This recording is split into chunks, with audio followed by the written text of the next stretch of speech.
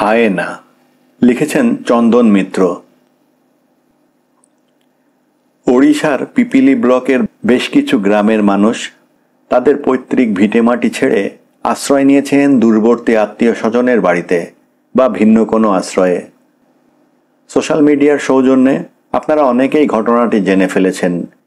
পিপিলি ব্লকের মানুষগুলি যে কারণে ঘর ছাড়া হয়েছেন তা জেনে আপনারা অনেকেই আশ্চর্য হয়ে ভেবে নিয়েছেন ফেক নিউজ হবে বোধহয়। কিন্তু বিষয়টা মোটেও বানোয়াট নয়, কারণ এহেন খবর রাজনৈতিক উদ্দেশ্য হাসিলে সহায়ক ভূমিকা রাখার মতো তেজস্ক্রিয় নয়। সামান্য বুনো পিঁপড়েদের দলে দলে গ্রাম ঘিরে ফেলার প্রতিশ্রুতিতে এই অভূতপূর্ব অঘটনটি ঘটেছে।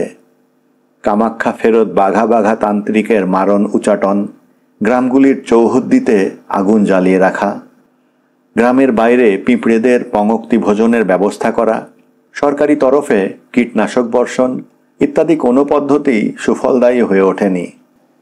ভাবুন একবার, তুচ্ছ পিঁপড়ের ভয়ে মানুষ গৃহ সামগ্রী তৈজসপত্রাদি ত্যাগ করে এক কাপড়ে বেরিয়ে পড়েছেন। একে ঘোর কলিকাল বা মহাপ্রলয় বা রোজ কেয়ামতের সংশয়াতীত ইশারা ছাড়া আর কি বা বলবেন। আপনি যদি গ্রামের মানুষ হন তাহলে সর্বাপেক্ষা বয়োজ্যেষ্ঠ ব্যক্তিকে শুধিয়ে দেখুন। তিনি বলবেন কোশমিনকালেও এমন ঘটনার কথা শোনেননি। ভাবুন, নগণ্য পিঁপড়ের অভিযানে যদি এমন অবস্থা হয়, সুচতুর হায়েনার হামলা হলে তাহলে কি ঘটত? ভাবছেন আমি পিঁপড়ের কিচ্ছা শুরু করে ধান ভানতে শিবের গীতের মতো আকস্মাৎ কেন হায়েনার প্রসঙ্গে ঢুকে পড়লাম? আসলে পিপিলির পিপিলিকা দঙ্গলের মনুষ্য বিতাড়নের অনুষঙ্গে জুথবদ্ধ হায়েনার তাড়নায় বাস্তুচ্যুত মানুষের কচুরি পানার মতো ভেসে চলার একটি কিস্সা মাথায় এসে গেল। যে এই যে কচুরি পানার কথা বললাম, জানেন তো কচুরি পানাও আদতে ছিন্নমূল।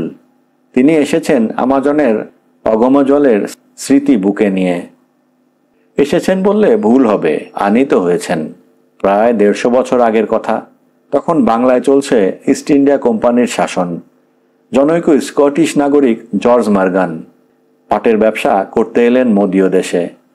তিনি ঘোর সবুজ পাতার মায়াবী গড়ন আর তার অবর্ণনীয় রঙের সুবিন্যস্ত পুষ্পমঞ্জরির মোহে এমনই মোহিত ছিলেন যে তাকে ছেড়ে থাকার কথা ভাবতে পারেননি। জাহাজে ওঠার আগে তাকে বুঝিয়ে সুঝিয়ে সযত্নে ঝোলায় ভরে ফেলেছিলেন। মর্গান সাহেব থিতু হয়েছিলেন বঙ্গীয় এক বাগান বাটিতে। তার উদ্যানের পরিখায় ডানামেলা প্রজাপতির মতো ভেসে বেড়াতেন সেই বহু বংশবিস্তারী সপুষ্প সুন্দরী। কালক্রমে তার সন্তান সন্ততিরা বাংলার জলায় জলায় ভাগ্যান্বেষণে ভেসে পড়েছিলেন। আজও তাদের যাত্রা অপ্রতিরোধ্য। হয়তো তাদের কেউ কেউ বাউল ভাটিয়ালি মাখা শরীর নিয়ে পৌঁছে গেছেন আমাজনের গহীনে। বস্তুত পরিযান হলো জীবের নিয়তি, তা স্বেচ্ছায় হোক বা বাধ্যতামূলক। পিপলের মানুষগুলো যদি না তাদের বাস্তুভিটে উদ্ধার করতে পারেন, তাদেরও খুঁজতে হবে নতুন বাসভূমি। তবে জন্মভিটের সুগন্ধ যে তাদের আমৃত্যু তাড়িয়ে বেড়াবে সে বিষয়ে সন্দেহ না রাখাই ভালো। পিপলের মানুষগুলোর আয়ুরেখা বোধহয় দীর্ঘ ও গভীর, এবং বৃহস্পতিও হয়তো তুঙ্গে। তাই তারা হন্যমান হায়নার কবলে পড়েননি। নগণ্য বুনো পিঁপড়ের সঙ্গে হায়নার তুলনাই হয় না। হায়নার কথা আপনাদের নতুন করে আর কি বলবো। তাদের সম্পর্কে আপনারা প্রায় সকলেই কম বেশি ওয়াকিবহাল। তবে জেনে অবাক হবেন যে হায়নারা 20 বা 22 মিলিয়ন বছর আগে পৃথিবীতে আবির্ভূত হয়েছে। তখনও পৃথিবীতে হোমোসেপিয়েন্স প্রজাতিটি জন্মায়নি। ফলে তাদের রক্ষাকর্তা হিসেবে তখনও ঈশ্বর, আল্লাহ, গড প্রভৃতি ভূমিষ্ঠই হননি।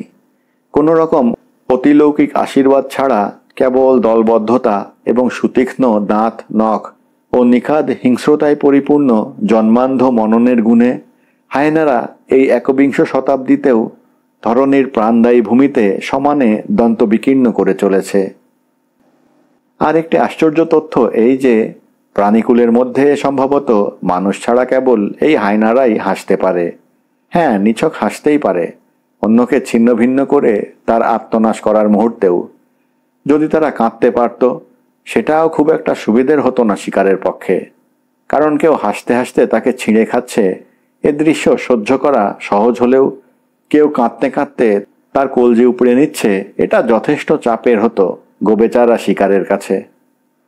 হায়না কবলিত ভূভাগ কতটা বিভৎস, কতটা শ্বাসরুদ্ধকর, কতটা অপমানের, কতটা অনিশ্চয়তার। অনভিজ্ঞের কাছে সে অভিজ্ঞতা চিরকাল অধরায় থেকে যাবে। আপনারা যাঁরা জন্মসূত্রে সুজলা সুফলা শস্য শ্যামলা ভূখণ্ডে বাস করেন, হায়নার সঙ্গে সহবাস করা দূরের কথা, কোনোদিন হায়নার সমবেত দন্তঘর্ষণের উচ্চকিত কিচিকিচি শীতকার কর্ণকুহরে নেননি, ঘ্রাণে নেননি তাদের বিবমিশা উদ্রেককারী ঐতিহ্যবাহী বদগন্ধ। তাঁরা হায়নাহতদের আত্মার রক্তক্ষরণের বিমর্ষ সঙ্গীতের রাগিনীর সম্পর্কে চিরকাল অনবগত থেকে যাবেন।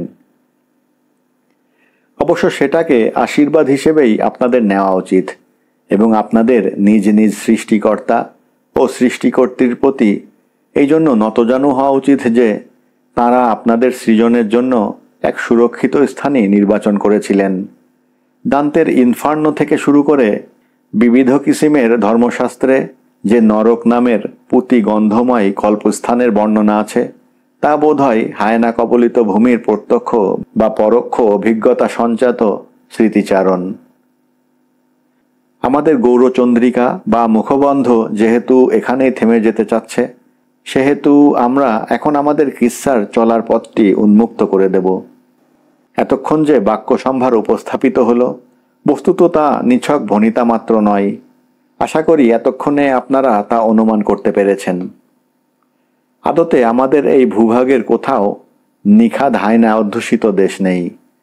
যে কোনো দেশই যে কোনো মুহূর্তে হায়নার নখে দাঁতে ছিন্নভিন্ন রক্তাক্ত হয়ে শেষ নিঃশ্বাসের দিকে এগিয়ে যেতে পারে।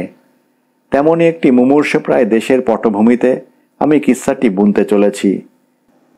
কিস্সার অন্তর্মহলে ঢুকে দৈবাৎ যদি আপনাদের মননে সাদৃশ্যবশত কোনো বাস্তবিক স্থানকাল ইত্যাদির ভূত উকি মারে, তা নেহাতি কাকতালীয়।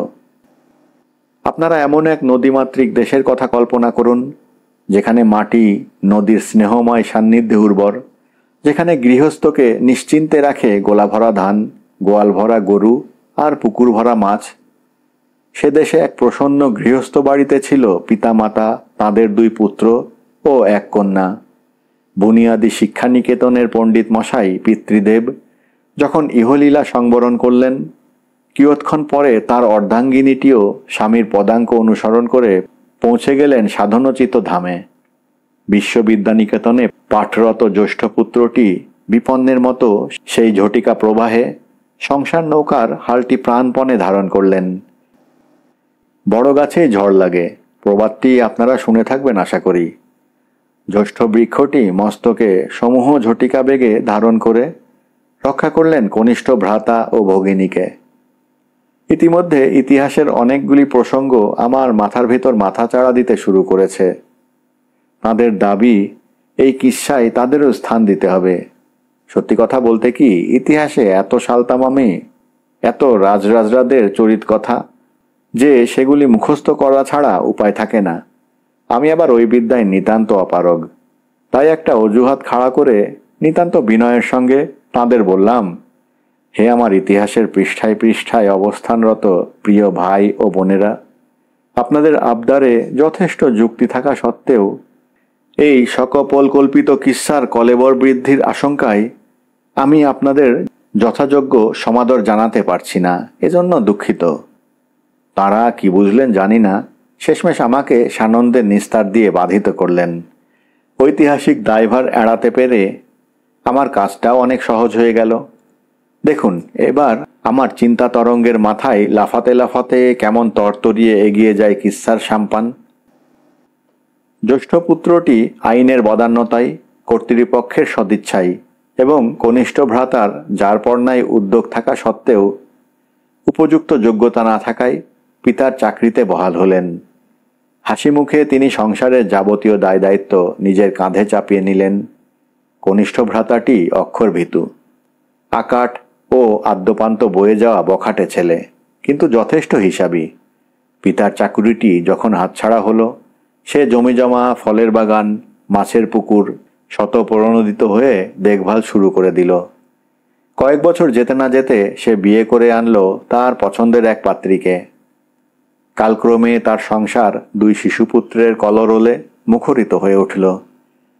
এদিকে উচ্চ বিদ্যালয়ে পাঠরতা বোনটিও স্থানিক ও কালিক বিচারে বিবাহযোগ্যা হয়ে উঠেছে ততদিনে।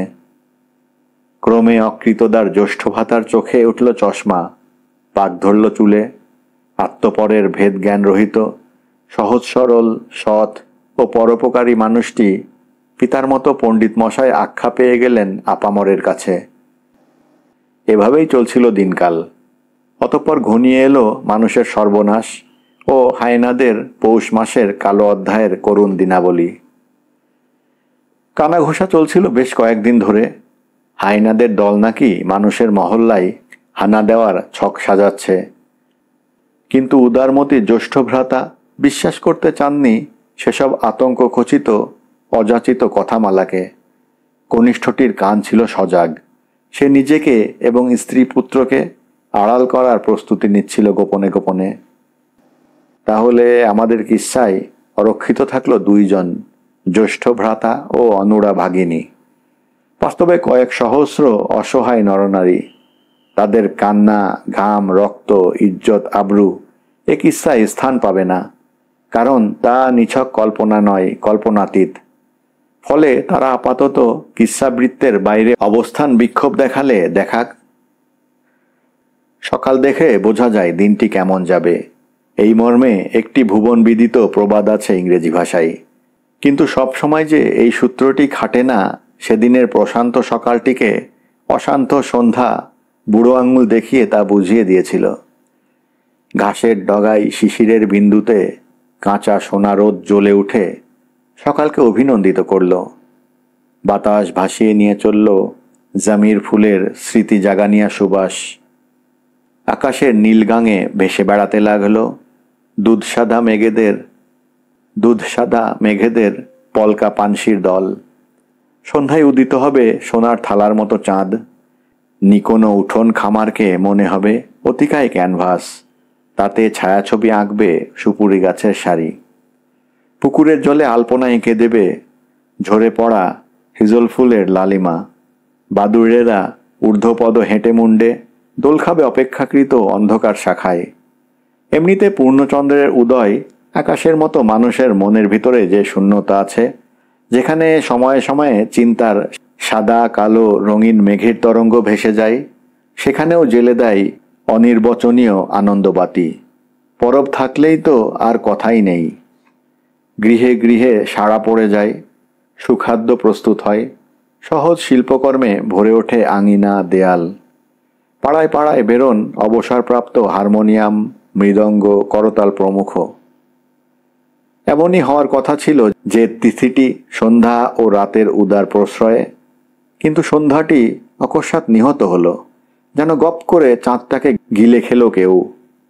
ঝোপঝাড়ে বিষাক্ত লালা ছড়িয়ে মহল্লায় ঢুকে পড়ল সার সার সাপদ হায়না। তাদের নখে দাঁতে ফল ফুল সম্ভাবনা লোপাট হতে থাকলো। বৃন্দগানের বদলে হায়নাদের দাঁতের ঘর্ষণজাত কিচকিচ ধ্বনিমালা পাড়াগাঁর বাতাসকে পিষিয়ে দিল। হাতে ধরা দীপাধর সহ ভগিনী আছড়ে পড়ল আলো ছায়া মাখা আঙিনাই। তার বুকের ওপর গুটি কয়েক হায়না ঝাঁপিয়ে পড়ল, যেন তাদের সন্ধানে আছে বক্ষস্থানে লুকোনো কোনো গুপ্তধন। ঘটনার আকস্মিকতায় বারান্দায় বসে পুঁথি পাঠরত জ্যৈষ্ঠ ভ্রাতা হতভম্ব হয়ে গেলেন। তিনি এক প্রকার লাফ দিয়ে আঙিনায় নামতেই তাকে ঘিরে ধরল এক ঝাঁক দপদপে চোখের হিংস্র জানোয়ার। তাদের থাবার তলায় শুয়ে শুয়ে তিনি দেখলেন ভগিনীর রক্তাক্ত ক্ষতবিক্ষত দেহটিকে খননকর্মে লিপ্ত রয়েছে পিশাচেরা। পাকিস জ্যোৎস্নায় লাল রং ঠিক ফোটে না, না হলে দৃশ্যটি মাত্রাতিরিক্ত বিভৎস রসে ভরে উঠত। অকস্মাৎ নাওয়ের লগি নিয়ে ঝাঁপিয়ে পড়লেন প্রৌঢ় মাঝি। তিনি কৈশোর থেকে পণ্ডিত বাড়ির পারিবারিক নৌযানটির কর্ণধার। তার কোলে পিঠে বড় হয়েছে বাড়িটির ছেলেমেয়েরা।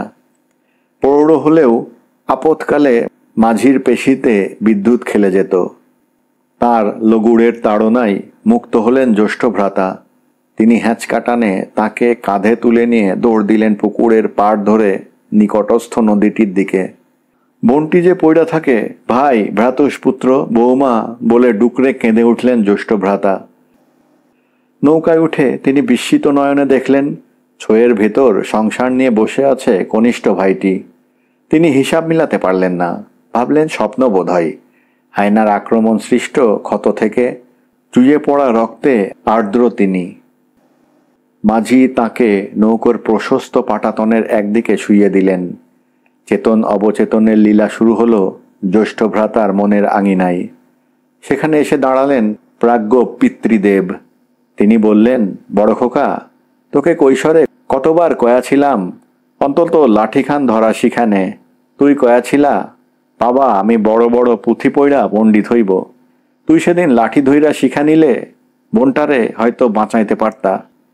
আমিও পড়াইতাম অসির চেয়ে মসি বড়, কিন্তু যদি জানটায় চলে যায় মসি রইব কোথা? জ্যৈষ্ঠ ভ্রাতা পিতার পদযুগল হাতড়াতে হাতড়াতে বললেন, বাবা, আমি আজ বুঝেছি, আত্মরক্ষা করার বিদ্যা না জানা থাকলে সকল বিদ্যাই মিথ্যে হয়ে যায়। নৌকা স্রোতের মুখে পড়ে ছিন্নমূল কচুরিপনার মতো ভেসে চলল। জ্যৈষ্ঠ ভ্রাতা ঘোরের ভিতরে বিড়বিড় করতে লাগলেন, হেথা নয়, হেথা নয়, অন্য কোথা, অন্য কোনোখানে।